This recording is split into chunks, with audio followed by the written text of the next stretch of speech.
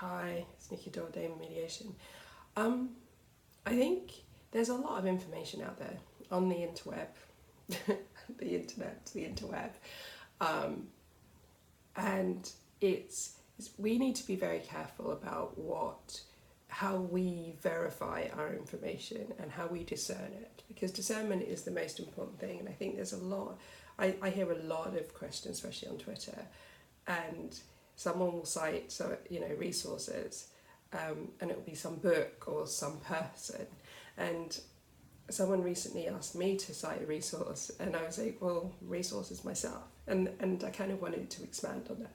The reason why a lot of the times I can't cite resources, because a lot of the times I've worked things out myself. I've had to go in and follow the rabbit down the rabbit hole, and get lost into something, and to understand how some things work, because I really like to know if you don't understand the why, you can't understand the how, and I'm very interested in both of those questions, very interested in my mechanics. So a lot of the times when people are asking me, oh, how do you know it? I've got a story I can tell you, because I can tell you how I found it out through my journey, and also how I validate that.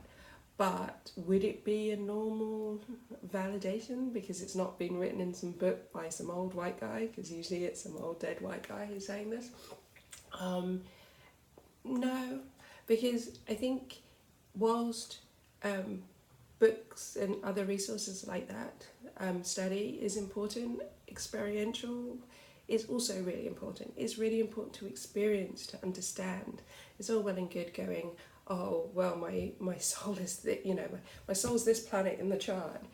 Actually, have you asked your soul, this is what my soul needs?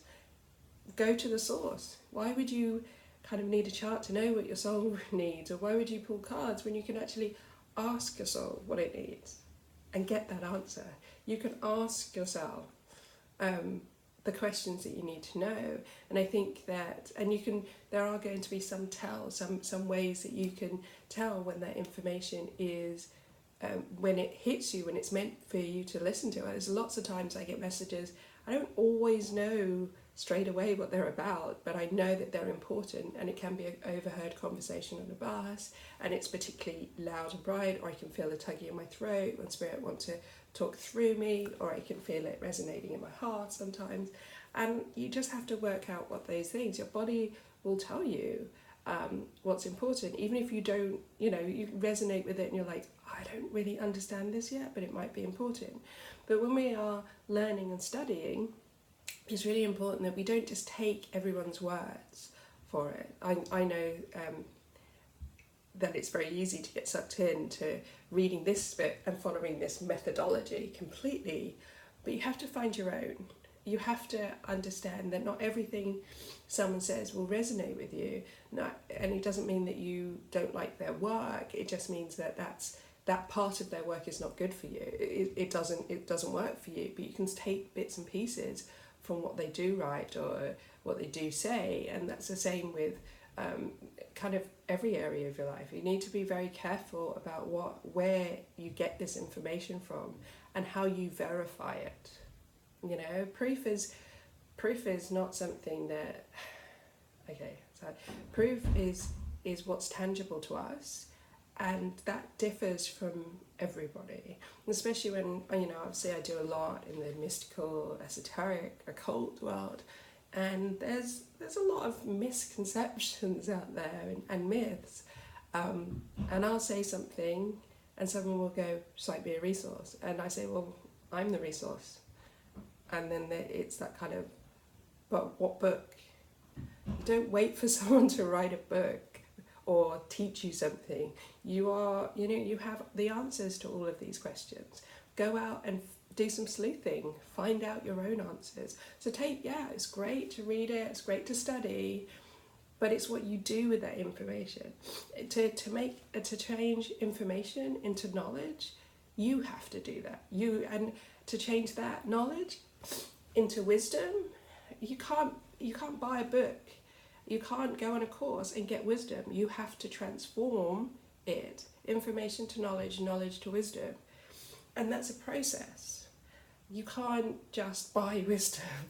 You know, it's, if not, we'd all be, you know, wise from birth. We did just spend some money on it. So it's really important that you discern what is right for you, personally, but also what is the right information out there. There's a lot of information, and you need to work out what's right. And if you read something just because everybody's written it, doesn't make it right. It means that you need to decide what your truth is and what your universal truth is as well. Because, you know, as I said with the soul, a lot of people say, well, what is the soul? What does it do? You know, and it's like, and if you want to know, why don't you go and ask your own? You know, before you go out and look for answers outside of yourself, consider that the best answers you're going to get are from within.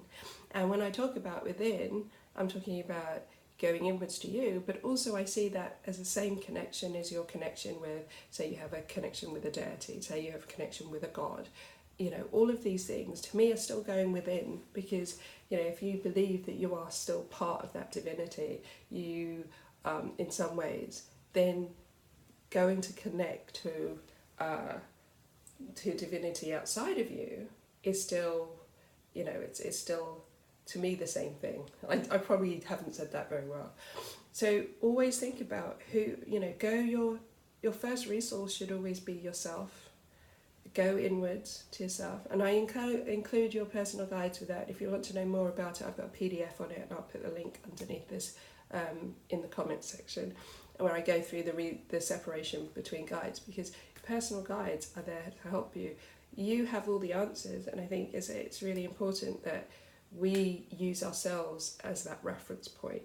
So read what you want, but validate it. Get some proof, and something's tangible to you. It doesn't need to be tangible to anyone else. It's tangible to you.